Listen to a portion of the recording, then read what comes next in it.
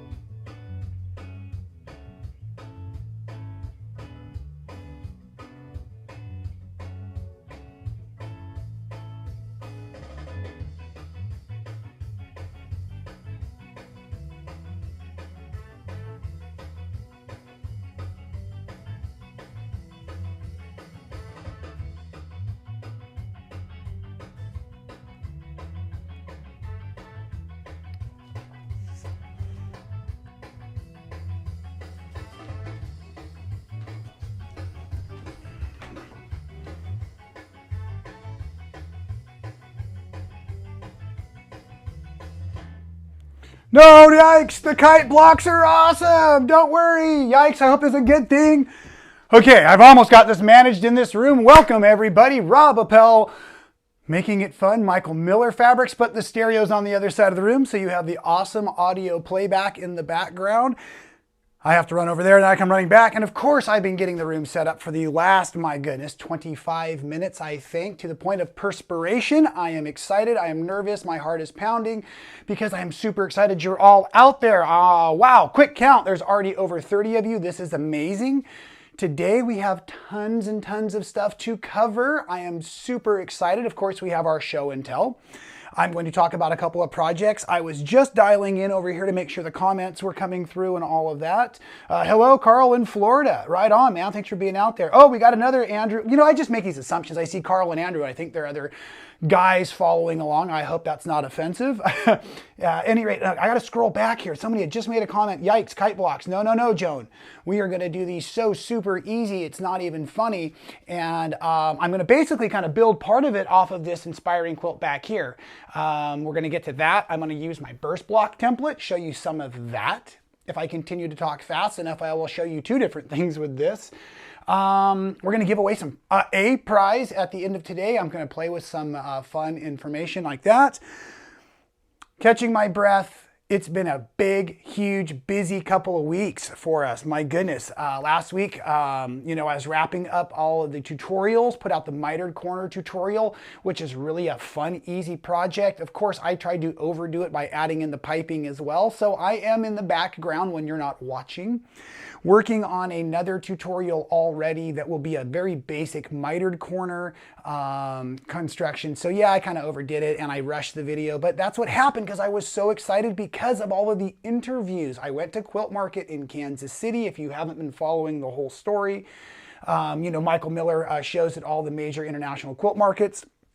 I got to go out there this year, be a big part of the team. We took both of the cameras I'm pointing at, right? And I put them in the booth. And the whole goal was just to set up in the booth. And as the sales reps brought their customers in, your favorite shop owners out there, they bring in these folks to look at the fabric and buy the goods, hopefully. My goal was to be set up there so folks could kind of plug their business, plug their YouTube channels, their maker spaces, their retail brick and mortars, their online retail shops, all of that kind of stuff.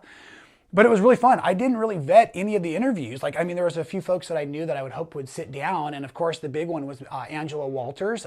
If you are brand new to quilting, Angela Walters is a mega star.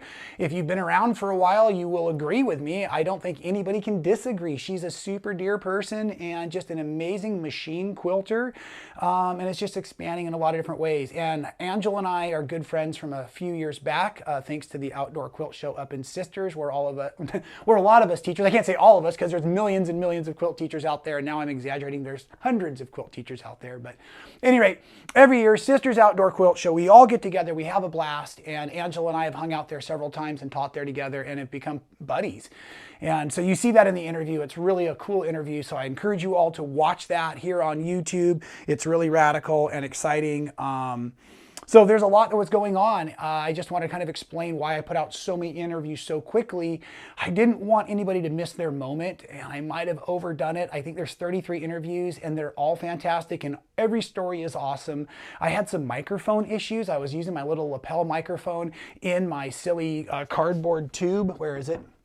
I mean, it's not silly. It's pretty radical, right? I mean, I made a squishy square and then put a tube in it. But nonetheless, I think it was the back and forth, the quick spikes of the microphone and all of that. At any rate, so, oh gosh, there's a bunch of you now out there. Hey, Mary. Hey, Sandy. Hey, Julia. Awesome. Thank you for chiming in, everybody. Thank you for letting me know where you're at. This is awesome. I just love the fact that I get to do these live presentations. We are going to get to a couple of projects, like I said, but part of it is the fun of show and tell also. Oh, I'm sorry. I didn't finish this. My brain is going crazy. I told you how amped up I get to do this. I didn't finish the microphone story.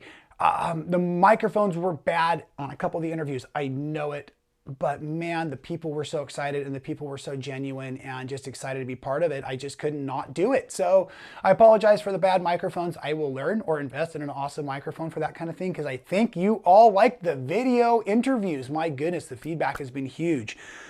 So that's really cool. Probably should dive right in here. Let's go overhead so you can see what we're going to talk about. I've got all of the good broken iPhones back in place again. I realize I'm spiking in my microphone a little bit so I can drop that volume a little bit. Fabulous. Oh, Carl, thank you for asking about the new sock buddy. Perfect timing. My new sock buddy is actually a recycled pair of socks. I was teaching in Utah, and while out in Utah, a gal came over to me, and she had, I believe it was her son with her, a guy who had a awesome socks game going. You know, like I like to wear socks and fun shoes. So anyways, my little sock dude here was made by a gal named Stacy, and what these were is I sent a bunch of my kind of worn out socks, washed of course, to Stacy, and she makes dolls and toys for children in hospitals. And of course I had some of the red heel socks for the old sock monkeys, and I thought this would be fun, but she sent me back my own silly, fun, ugly monster doll, and it's a real trend. As cool as I wish I could convince you all that I am, I'm not up on all the trends, but apparently these ugly or less than regular dolls are super hot right now, super popular. And so I love them. Mike loved them. There's a fun picture on Instagram of the two of them meeting. But I tell you what, it's just a really cool thing. So what I will do, if you send me your socks, then I will big a box every month and I'll send them off to Stacy. So I believe at robappell.com, my physical business address is listed, and you could send socks there. If not, at the description when I'm done here, I'll go back and edit this video and I will put up my physical address so you can mail me all of your slightly loved socks. So I will mail them on to Stacy, and then Stacy can make tons and tons of toys for children out there. Carl, you are great at the segues, my friend. You didn't even know it, but the reason my fun sock buddy was up here, not only to promote Stacy and ask you all for your recycled socks, but today's show and tell right now, delivering at this moment to your local quilt shops. That's right. It's I Want a Monster by Elise Gravel. And this is a really fun line. How do I do this? Oh, that's right. If I show you this way, you can see it upright. And then when I go to overhead, I'll flip it back around. So let's just show you real quick the color-wise while I've got these cameras running beautiful. We've got this awesome primary colorway. And then there's also what I'm just going to call our modern basics in color nowadays, which is our grays and our oranges and our limey greens and really fun colors there. So as we go to the overhead, and we're going to zoom in a bunch for a second. First of all, this right here is the running border print. As I hopefully can zoom out, that you're going to see right here, with the Monsterium, and you can get monsters by the variety here. Oh, they're open for business, and it's got a really fun polka dot. So you're going to get your monsters in a stripe on the other side of the border as well. And now that is really cool because if you saw the border mitered corner video I was doing, this is another one of those projects that would be awesome. And then you can make an awesome, I think I'm getting a tutorial idea. We can make an awesome applique of one of these crazy creatures, right? Using maybe some solids or something like that in the center. A really fun kids or big kids quilt for that. I think would be just radical. So I'm sorry, I'm also looking at some of the comments. Let me show you some of these coordinates, which I absolutely love. You just can't get enough good eyeballs out there. So we have eyeballs in a variety of colors. We've got an all over monster. There's a bunch of this really kind of fun, like pin dot, kind of rain dot. And now the cool thing about that is it's a great texture. It's going to be a perfect little blender for a lot of things. I love the words we have here. Okay, so just a fun fabric line.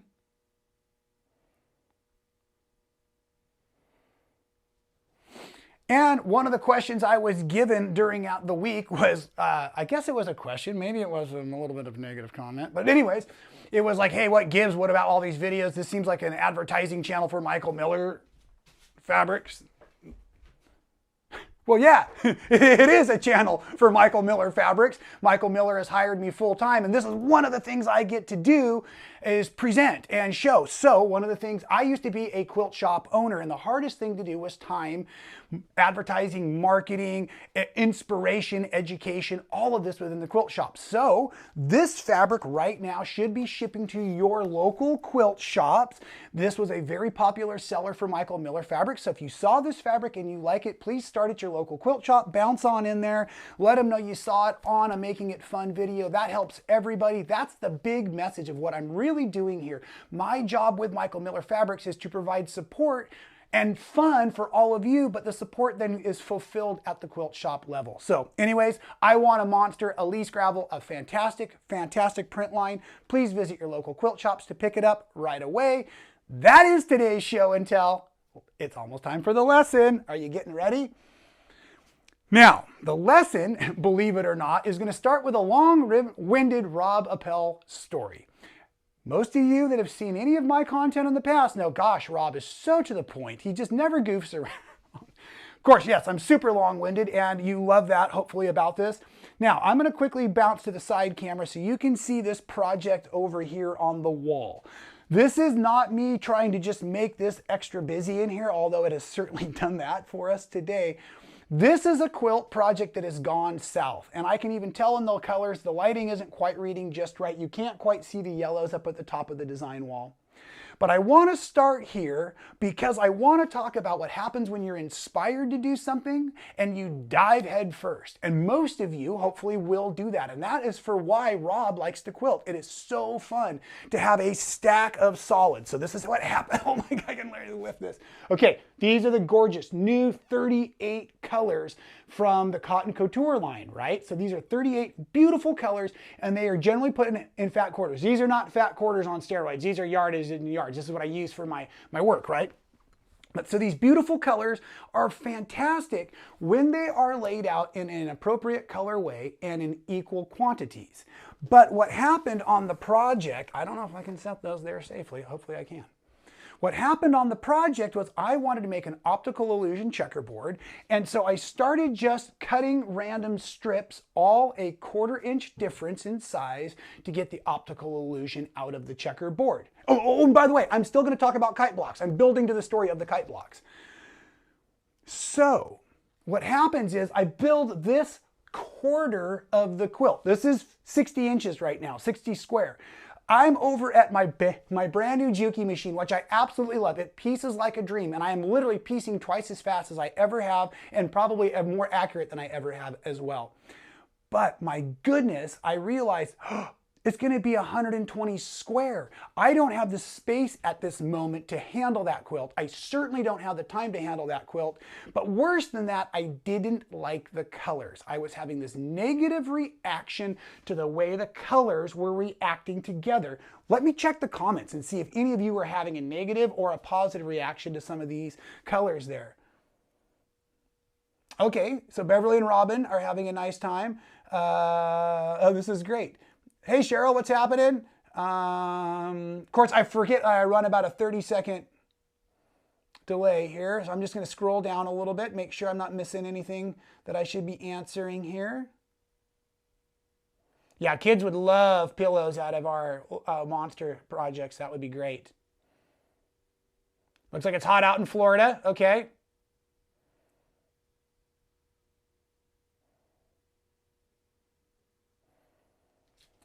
Okay, so, but I'm sure some of you have had that awful reaction of your project as you dreamed it up was not preparing itself or was not coming out as you thought it would. Let's talk about what really happened. Now, I am terrible at color theory. If you watched the live video a couple weeks ago, you saw me super excited about our new color theory program we're doing at Michael Miller Fabrics. I learned why I don't like this project, and what it is really. I love the blues and greens together. Those are what are considered monochrome. Or the blue family, or blue and green kind of from the same family. They work very harmoniously together. And if I had done the entire project out of just blues and greens, it would have been a beautiful project and the checkerboard concept would have worked better, right? But what happened is then in the middle of the quilt where the pieces start to get bigger, because remember, each piece was a 1/4 inch larger than the next, and that gives you that optical illusion effect. But the pieces are starting to get bigger in this area, and it's also my pinks against my greens, or my purples against my greens, and those are complementary colors. They add more contrast, more impact, right? And so what happened is I had this soft, kind of subtle, and then this high contrast, and then up on the top, I haven't even studied this, I think that's the analogous colors, right? But it's just a nice blend. But what I have is I have 3 entirely different stories going on in this project. Let me switch back to the main cam. You can see the colors a little bit better over here. Jerry was so embarrassed he's hanging his head at the deal when I hung it back up. But I felt like it was an important story to tell because I did. I cut through all of my fat quarters I had and I realized I don't like the color. Secondly, I did not like the size and the layout. It was going to be way too big for me to make a legitimately good tutorial for all of you out of. I want to provide tutorials that you want to make when you're done watching the videos. Third, and the bigger problem for me is, this is what happened. Oh yeah, I got halfway through it. There's the other half too. My scraps were of unequal sizes because from each color, I made a different size as well. So I couldn't even return to my scrap pile to put anything else back together to coordinate back in here. So, is it a lost cause? It's my channel. I'm going to say hell no. That's right. I'm going to cuss on my own channel every now and again. Hopefully that wasn't terrible. Maybe I should edit that out. I'm sorry. No, it's not a lost cause, but that project has gone south. I'm stopping here with the 60-inch square because I think this might be a fantastic place for a really fun applique. I'm thinking some sort of biomechanical, geometric, or like a gorgeous like glow-in-the-dark moon and then cut a bunch of fun different shades of the gray fabrics to create craters because I think either getting a big glow on top of that or a dark gray on top of that will help. I have a lot of auditioning to do for that project to figure out what is going to be the next solution, but I'm stopping at the 60 square. I will convert it into an applique project. If it goes terrible, I have the back made. It's the other quarter I've got going there. If it turns out great, then I've got another part made that I can use it for the tutorial. So it's a win-win-win. It's quilting. I loved the sewing. I had the blast doing it. It was so much fun, and it was the first time I was really doing patchwork on the new Juki. It's the J150. It's the industrial machine. Oh my gosh, it just sews like a dream, but it is on the other side of the room, so I don't have it really set up so I can show you at the moment. But I did start making a tutorial on it recently, and it worked beautifully as well. So anyways, let's move on from the disaster quilt. That was the way the footage was labeled as I put it into the software. I was going to call it the disaster quilt. I was going to make it, but no. We're just going to talk about those kinds of things here. This is why I want you to enjoy the live videos. I'm going to share with you kind of more of the emotional status of Rob Appell, the designer, at the current moment. The tutorials will try to polish those up and edit some of the whining out of it. But yeah, every now and again, even those of us consider ourselves professionals get something that goes a little south in the process. But there were a few scraps left over. I used those to talk about this fantastic quilt. Thank you all for noticing that I put a new quilt up on the wall. The other quilt was beautiful, but the yellows in the room weren't working quite right. It was causing focus issues. This is a fabulous quilt. I like it draws you in, and that's partly the way that the kite blocks and the colors are put together. So I'm going to dive real quickly into some kite block. Let me go ahead and give you an idea of what a kite block might look like on the overhead real quick. And that's just my ability to stall here and double check some comments. That's right, it's never a lost cause. I love that. Someone's saying rip it apart. I considered ripping it apart and putting it back together. The disadvantage to the rip it apart solution is it was done as strip sets. So the way I would rip it is not the way I stitched it together. And yes, the colors would look much better. The pattern looks great if you just use two colors. I've done it before on another tutorial.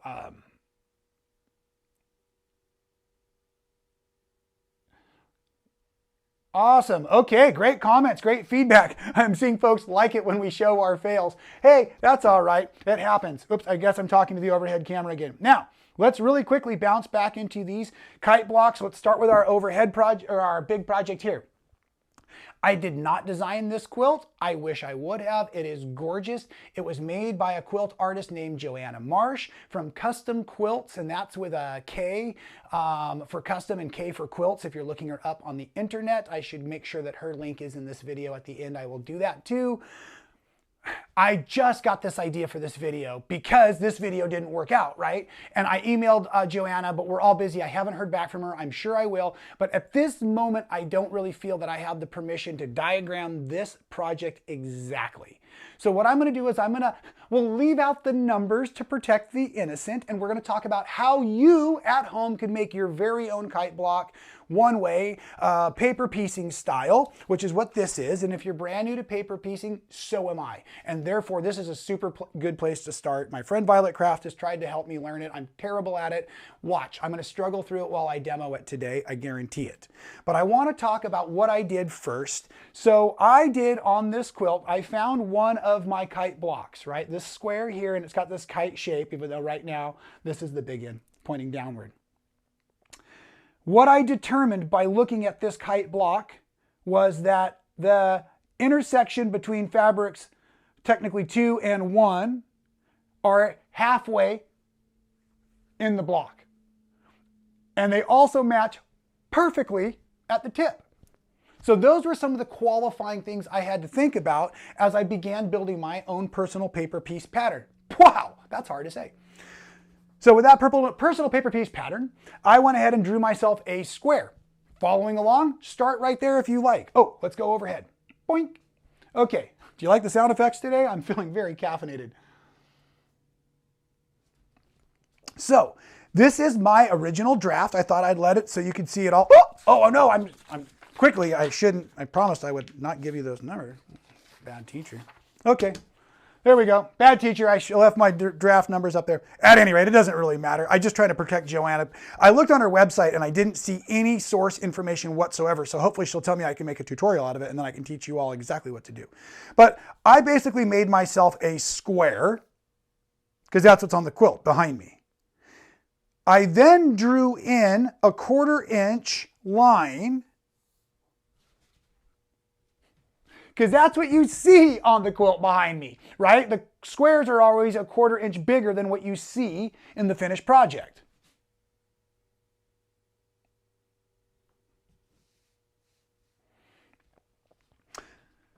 From there, I determined the halfway mark on the interior line, the part that we see in the project, as well as I did it up here in the tip. I made a couple marks, I drew a few lines, and now this is where it gets into the paper piecing personal preference portion of today's project. Wow, again, oh my gosh, all these P's, I tell you what. So some folks will paper piece and they're looking at the paper as the seam guide, and some people look at it as the cutting guide. I, on this simple of a project, am going to look at it as the cutting guide. Please allow me to try to demonstrate. Let's get some real sewing going on here. Today, I'm going to turn on the iron.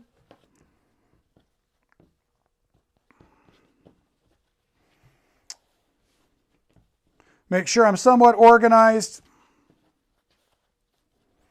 And I do. What I want to start with is a square that is at least bigger than the piece of my pattern piece. Okay, so of course, once you get your piece mastered, you're going to photocopy a bunch of these. That's kind of what I did, except for my printer was broken, so I just hand drew them again. But you can see there's the square, there's my piece of fabric, and it is larger than I need. So I'm going to set these aside. But what some folks will actually do is they're going to actually piece on with just a straight line. So that could be a little bit confusing with that small scrap right now. Sorry, erase that from your brains. Because I think what I was trying to do was show you that we're going to do this here. That's exactly what I was trying to show you. I'm going to use my beige here in the center, my mauve here in the center. And why do I want to do that? I want to do that because I want to be able to do my cut lines. I was stalling. I meant to get my tools here real quick. Oh, new Wolfus stuff's rad. Love it. Okay, so first, clean up edge. Make sure it is perfectly straight. Do it safely, even though Rob is doing it quickly right now. So I just simply need a straight edge. Okay, something like this. And then what I want to do is I want to make sure that my straight edge is going to line up on, because remember, these are my cut lines here. And therefore, it's also going to still fill in every portion of my pattern that I need. Okay, I'm going to take a second piece of fabric that I'm going to make sure when I flop it open will fill in all of my space so I can no longer see the lines around the pattern. And I'm going to put it back together here. And that is now, I should have said, those are right sides together. And as I'm stalling for a second, I just kind of want big cam again so you can see I'm removing my 1/4 inch edge guide that I live for. I love my edge guide, but because I'm going to have a lot of paper and the scraps of the fabric and stuff going all over the place, I'm going to use the presser foot. So put a presser foot on your machine that you look at as a 1/4 inch edge guide foot or something like that, because I have made my seams based on the 1/4 inch. I've made my cut lines based on the 1/4 inch. And what I'm going to do right now is I am setting those two pieces of fabric that are cut straight. I am putting them down, and I know that this presser foot is just a little skinnier than a 1/4 inch. So now I'm just going to eyeball this, and I'm going to sew all the way through both layers of fabric and the paper. Now the benefit is, if you've never done this before, backstitch just because I always do. The benefit of using the paper for this is the paper acts as a foundation. So if you were concerned that by going in all of these different directions, things were not going to work very well for you, it's the paper that's really helping us out stabilize everything. Okay? And you can iron to your paper. And at this moment, as I open this up, I'm very pleased because I don't see any of those print lines on the other side there. Okay, so none of my print lines are showing over here. That's all perfect. That's all great. I'm excited about that. But we don't know where the other cut line is going to be, right? So what I'm going to now do is I'm going to go ahead and prepare this middle piece for the other cut line.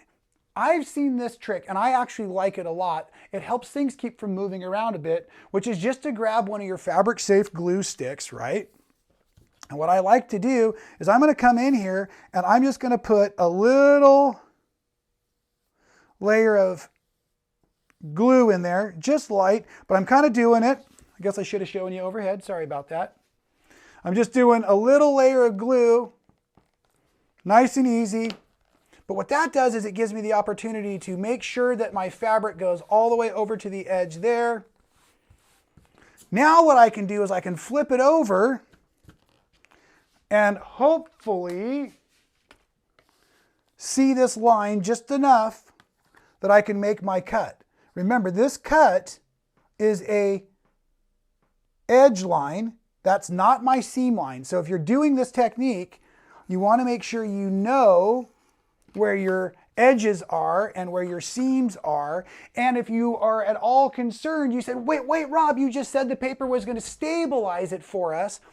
Don't worry. Look, the paper's over here. It's a 1/4 inch. So the paper is still going to stabilize that seam allowance, and it's stabilizing the fabric, and the fabric has been glued on there. So at this point, I was trying to show how I had done some of my other blocks with fun, where I'd done like 3-color blocks. That's how a lot of the blocks in this background project are done. So what I've done there is looking for this piece of fabric. That's what I'm stalling for. And this one, well, you can see. It's been used before. It didn't go so well somewhere else. So we're gonna just take a second and we're gonna make sure that that seam allowance. And so how do I take care of that? I check it, I come back over here and I make sure that it will fill in my square as I need it. So because that is the case, let's take a second and trim off that extra part, because I can see that I even kind of cut into the fabric a bit when I was removing those threads with my seam ripper. Okay, I want this to fill in the square.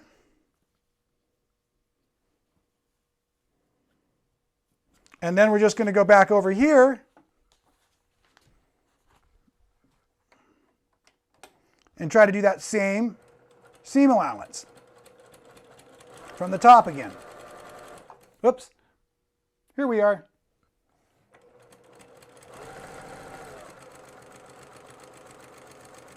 Sewing all the way through and back stitching. And then, again, I'm just going to hit it over here with my iron. So you have multiple layers that came over at that bottom tip, at that bottom crease.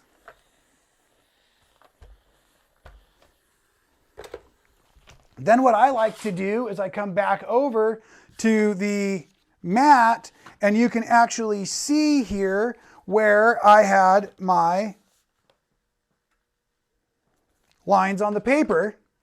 So now I can start to trim down the block. And I prefer to trim down my block before I start to peel out the paper, because then I know exactly where to trim it.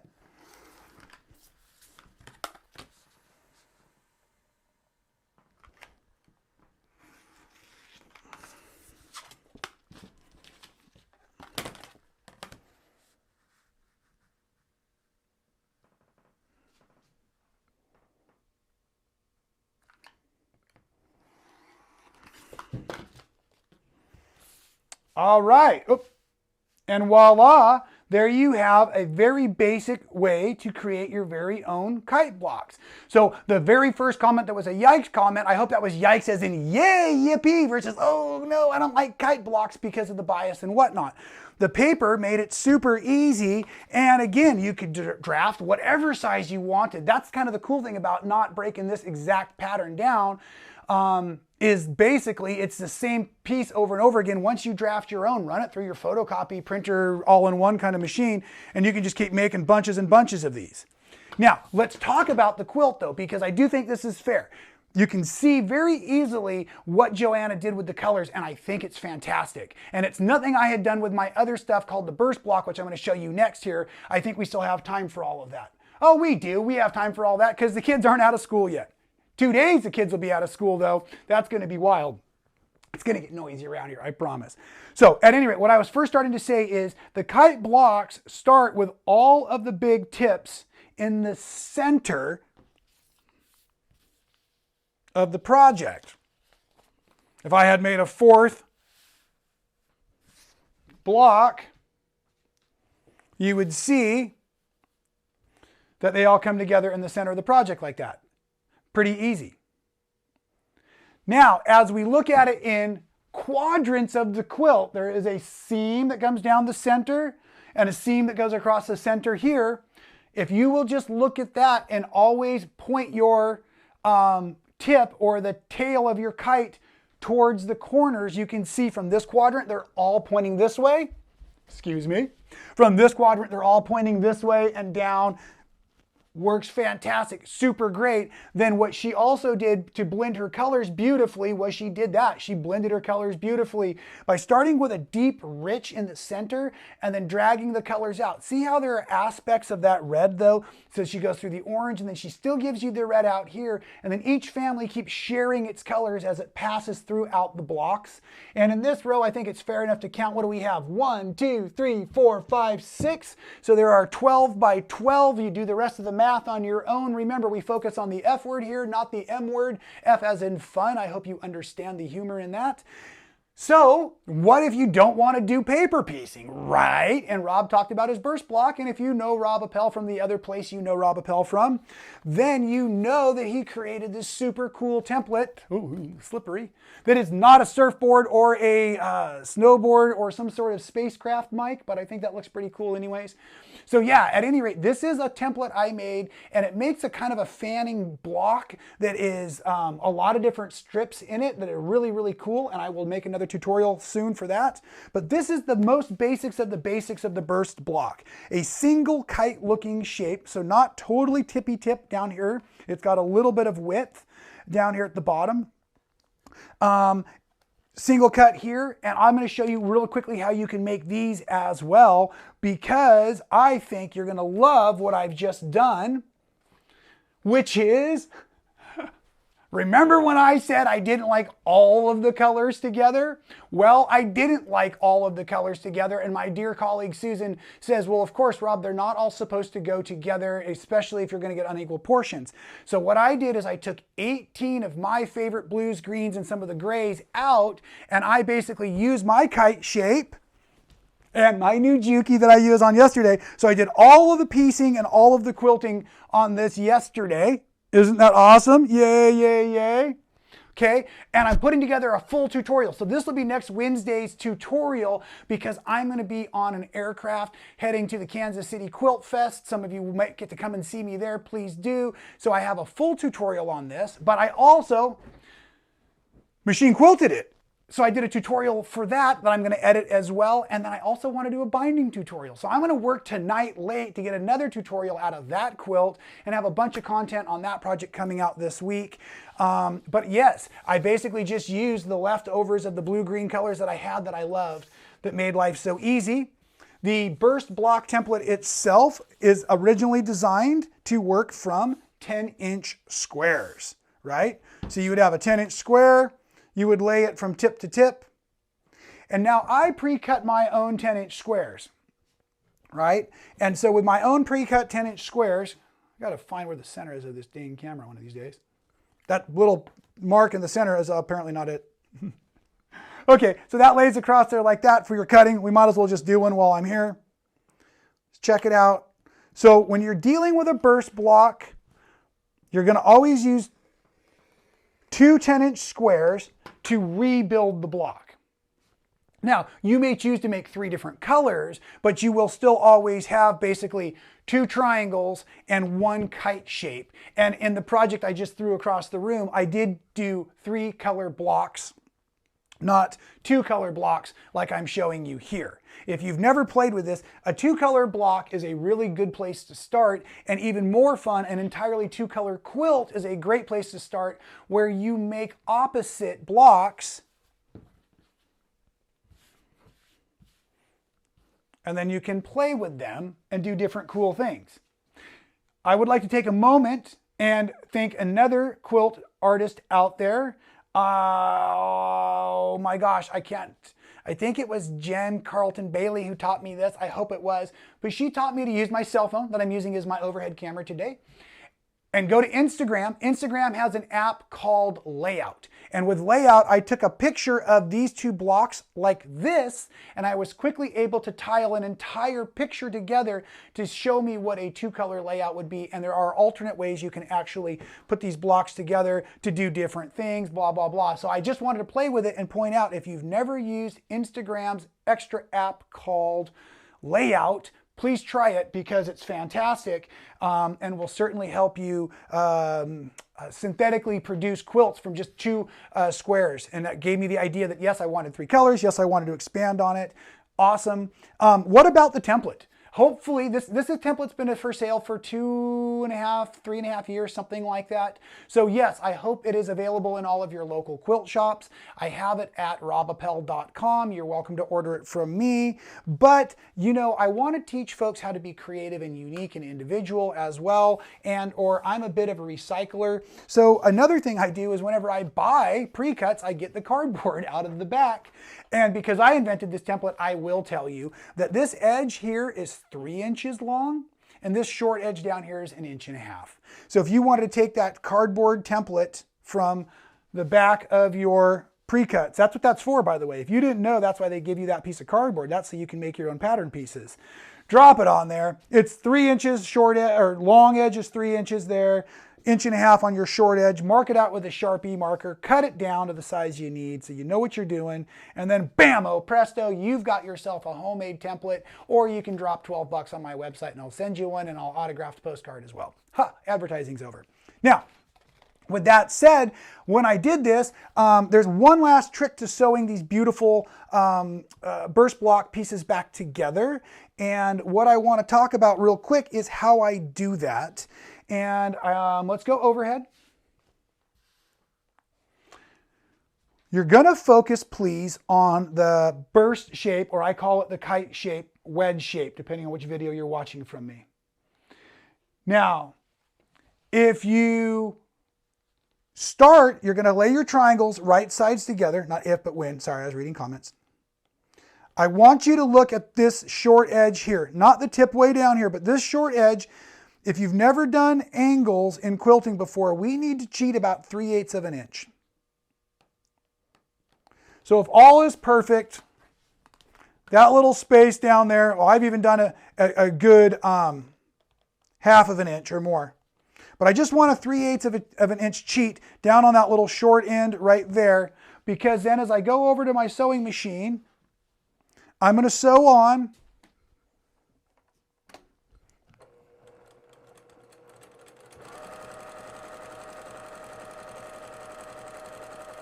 just this edge.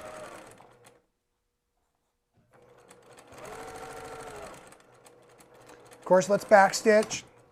And now before I even go over to the iron, but I will make sure it's heating up over there for me, is I'm just going to grab the other piece.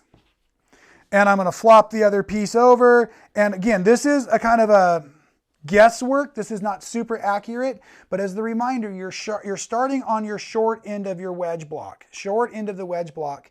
And that gives us, as I'm going to show you in a second, the ability to press it open, have what we need for our seam allowance, what we need for our trim piece, and be able to cut it.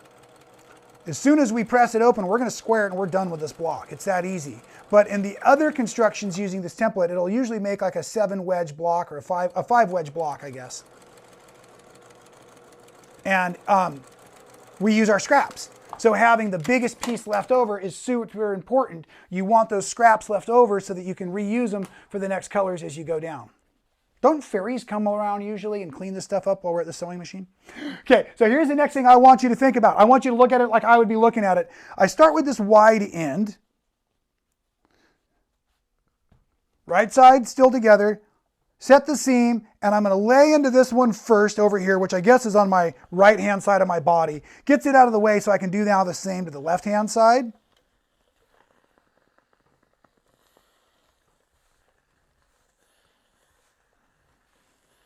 There we go. And then I can just square this block right back up. And I can do it a couple of ways. I can use a standard, let's zoom out a bit. Oop, that's the wrong way for out. I can use a standard ruler and trim off of, but I find that it's better to use a square. And I will say that every now and again, you're going to get a little bit of shrinkage. So just line up your 10 and your 10 there. And the nice thing about using a square like this is now I'm going to be able to go ahead and do one cut this way, one cut this way, rotate it,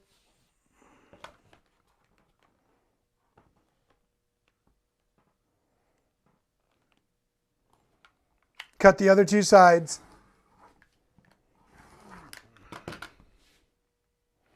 And before I go any further, may I please say one more time, this is not at all the strategy I would use in using a regular burst block quilt that I have been teaching for the last couple of years. In those projects, if you've taken my classes, we always trim first before we square anything. That helps us also maximize the scraps. I feel like we don't really have time today to dive into a burst block tutorial as well and show you the real burst block. I'll save that for another live video. It's a great lesson and you'll really enjoy it. But I just want to point out that this is different because we're just squaring this up. And once it's squared, it is totally done. And the project I just flashed, in case you want to start dreaming about the math, I've told you I had 18 colors.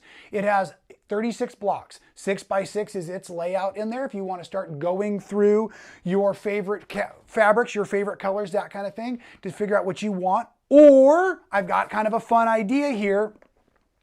What I thought would be kind of fun today, let's do this, is I have the leftover fat quarters that I did not use from the blue-green quilt that I'm going to start calling the basic burst that I just threw across the room.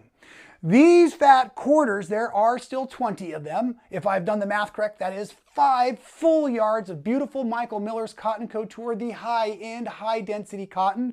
So I think somebody out there needs to put this fabric to work. I think somebody out there needs to provide a good home for my 20 fat quarters out there, and I need one of you to win these. Let's say we're going to make a contest up here. I've got this crazy idea going through my head right now that in a few moments I'm going to let you know the rules to the contest. But while I've got you drooling, let's just be really good marketing drooler here.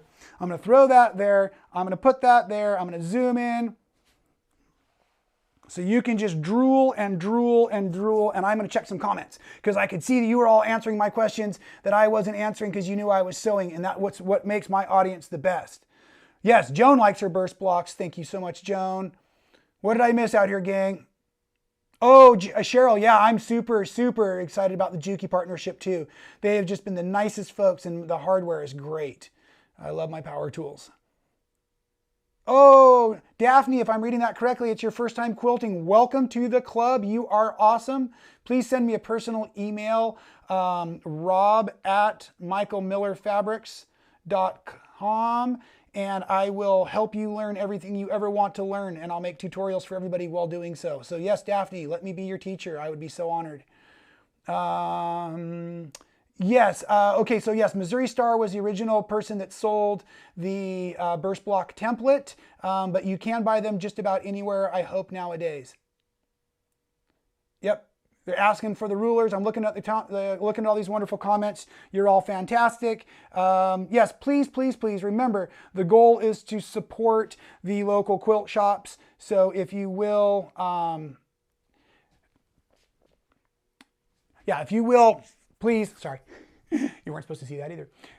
Ask your local quilt shop for the burst block template by Rob Appell, and if not, they don't have it, then if they would like to carry it, they can send me an email. And if they prefer not to carry it, then you may purchase it from my website. Let's just set that as the rule. So anytime I show you something that I've created, because I make them available to your local quilt shops, we're going to always encourage the local quilt shops to make the profit, make the business. Michael Miller is taking fantastic care of me right here at Making It Fun. So you do your job to take care of the other quilt shops out there. Let's make that agreement. I like this a lot. Oh, there's my email still on the screen. We don't need that anymore.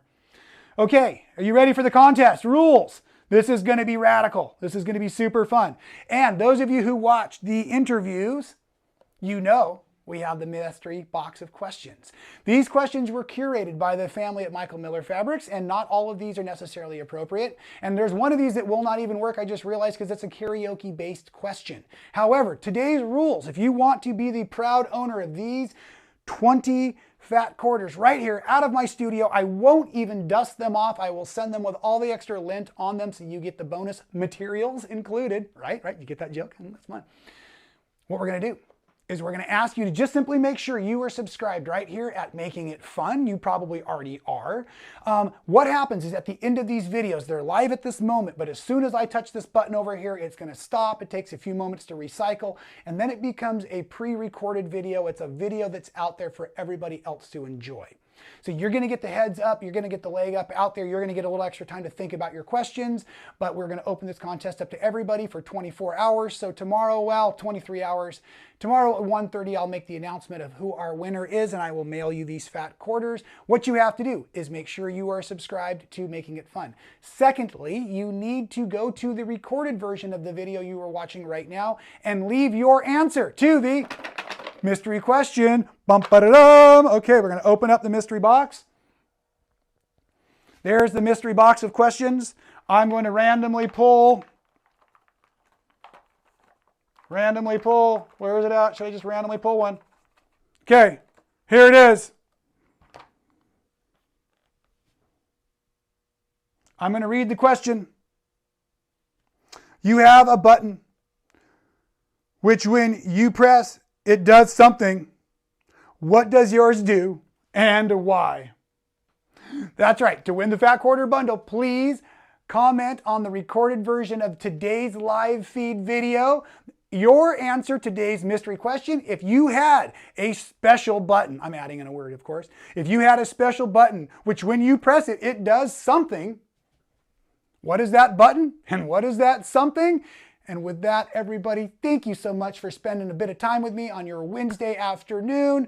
I appreciate you. I love you all so much. Thank you for encouraging me to keep it real and keep making it fun right here with all of this fantastic Michael Miller fabrics. Rob Appell is out of here.